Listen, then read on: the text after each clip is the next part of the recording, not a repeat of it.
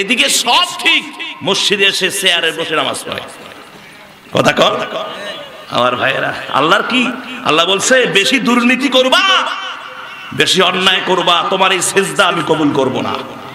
তুমি জমিনের সিজদা আমার কুদরতি পায়ে সিজদা দিতে পারবে না, সিজদার মতো নিয়ামত আমি আল্লাহ ছিনিয়ে নিব। কথা বলেন, এই কথাকে ভুল বললাম আমার ভাইয়েরা? সম্মানিত মুসলমান ভাইগণ, লম্বা কথা হবে না, সংক্ষিপ্ত কথা, সময়ের ভিতরেই আলোচনা হবে ইনশাআল্লাহ। আমি সালাম দিলাম, সালামের জবাব পেয়েছি, উভয় সুন্দর। রসুল বলেছেন সালাম দেওয়াটা সুন্নত, ফিরাটা কি ওয়াজিব। মহব্বত বাড়বে, ভালোবাসা বাড়বে, শান্তি বর্ষিত হবে। মুফতি সাহেবেরা আছেন, ওলামায়ে কেরাম আছেন। আর একটা ছোট্ট হাদিস বলে আমি আবার মূল আলোচনায় চলে যাই। নবীজি বলেছেন, আমার উম্মত কোন উম্মতকে, কোন মুসলমানকে যদি সারাদিনে 20টা বার শুদ্ধ করে সালাম দেয়, আমি নবী তার জন্য সুপারিশ ওয়াজিব। আরো জোরে কন কি এই আমলটা পারবেন না?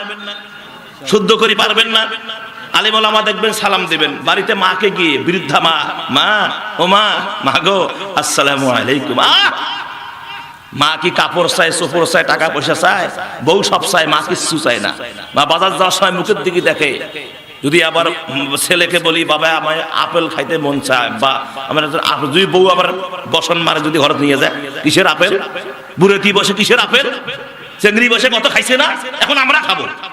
এই যে হইল, একে বসায় ঘরে মধ্যে নিয়ে যায়, নিয়ে যায় বসায়, কিসের আপেল? বুড়িতে বসে আপেল খাওয়া হই কিসের? কমলা খাওয়া কিসের? কথা কয় না কেন আমার ভাইয়েরা? এরকম মায়ের দিকে তাকাবেন, মাকে সালাম দেন, মা আসসালামু আলাইকুম রাহমাতুল্লাহ। মায়ের কলিজা ঠান্ডা, হৃদয় থেকে দোয়া। জোরে বলেন না সুবহানাল্লাহ।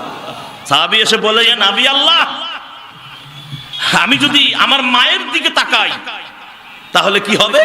নবীজি বললেন, তোমার মায়ের দিকে নেক দৃষ্টিতে যদি তুমি তাকাও, তোমার মা যদি মুস্কি হাসি দেয়, কবুল হজের সওয়াব।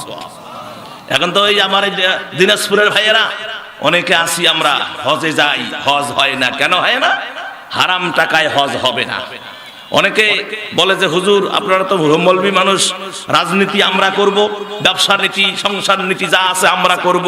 কোরআনে তো রাজনীতি নাই, রাজনীতি করব আমরা, অকাম কুকাম যা আছে সবকিছু আমরা করব, দেশ আমরাই চালাবো, সংসদ আমরাই চালাবো, সবকিছু আমরা করব।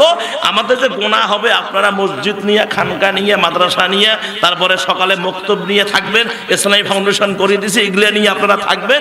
আমাদের যত গুনাহ হবে মাঝে মাঝে আপনাদেরকে ডাকাবো, ব্রয়লার মুরগি, দেশি মুরগি, কক মুরগি, শক্ত মুরগি, গরুর গোস্ত, মুরগির গোস্ত, এগুলা সব আনিয়ে সুন্দর করিয়া রান্না করিয়া কোঁত খায়া পকেটে 5000 টাকা ঢুকাইয়া দেব, আমাদের জন্য মুক্তির দোয়া করে দিবেন। বাহ, মৌলবীরা তো খালি ওদের জন্য দোয়া করার জন্য মৌলবী হয়েছে নাকি? কোন